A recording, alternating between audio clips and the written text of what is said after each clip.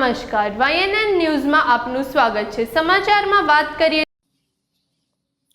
હિન્દુ જાગરણને નવી ઉર્જા અને ચેતના પ્રદાન કરવા સર્વ હિન્દુ સમાજ દ્વારા સનાતન સંસ્કૃતિ, સનાતન ધર્મ તથા સામાજિક એકતાના પ્રતીક રૂપે હિન્દુ સંમેલનનું આયોજન કરવામાં આવ્યું હતું। આ કાર્યક્રમ આજવા રોડ પર KB પરીખ સ્કૂલની બાજુમાં મેદાનમાં HP પટેલ પંપ પાછળ યોજાયો હતો। મોટી સંખ્યામાં હિન્દુ સમાજના ભાઈઓ બહેનો ઉપસ્થિત રહી સંમેલનમાં ખૂબ જ ઉત્સાહ સાથે જોડાયા હતા। કાર્યક્રમના અતિથિ વિશેષ તરીકે મીનાક્ષી સહરાવત ઉપસ્થિત રહ્યા હતા। મુખ્ય વક્તા તરીકે શૈલેષભાઈ પટેલ સંબોધન કર્યું હતું।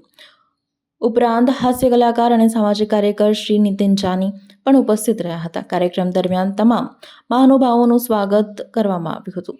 સ્થાનિક કાઉન્સિલરો તેમજ સમાજના આગેવાનો પણ કાર્યક્રમમાં ઉપસ્થિત રહ્યા હતા। આ આયોજન હિન્દુ સંમેલન સમિતિ નારાયણ વસ્તી દ્વારા કરવામાં આવી હતી।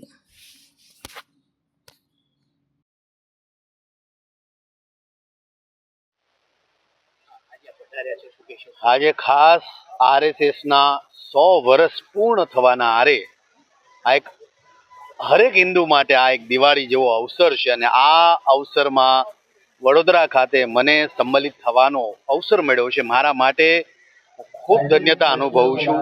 એટલે અને ખાસ તો સાથે સાથે શરૂઆતમાં જે ગાય માતાનું મહત્વ RSSની સૌથી વિશેષ, આમ તો મને પોતાને ગમતી પરિભાષા એ છે કે ગાયને જેટલું મહત્વ RSSમાં આપવામાં આવે છે એટલું કોઈ નથી આપતું। એટલે હરેક યંગ જનરેશનને કહું છું કે ગાયનું મહત્વ સમજો, ગાય આધારિત ખેતી કરો।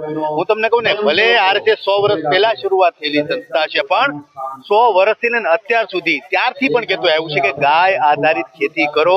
અને આજની જનરેશન 2026 છે, આધુનિક યુગ છે, એ છતાં અત્યારની જનરેશન હવે ગાય આધારિત ખેતી કરવા મળી છે। એટલે RSSમાં ઘણું જાણવા જેવું છે। યંગ જનરેશન જેટલું RSSમાં જોડાય એટલું આપણા બધા માટે સારું છે। RSSના 100 વર્ષ પૂર્ણ થયા તે નિમિત્તે આજવા રોડ લક્ષ્મીનારાયણ વસ્તીથી હિન્દુ સંમેલનનું આયોજન કરવામાં આવ્યું છે। તેમાં વિશાળ માત્રામાં બહેનો અને ભાઈઓ જોડાયા છે। આપણે ત્યાં મુખ્ય વક્તા તરીકે મીનાક્ષીબેન સહેરાવત, આપણા માનનીય પ્રિય ખજૂરભાઈ, ઉપરાંત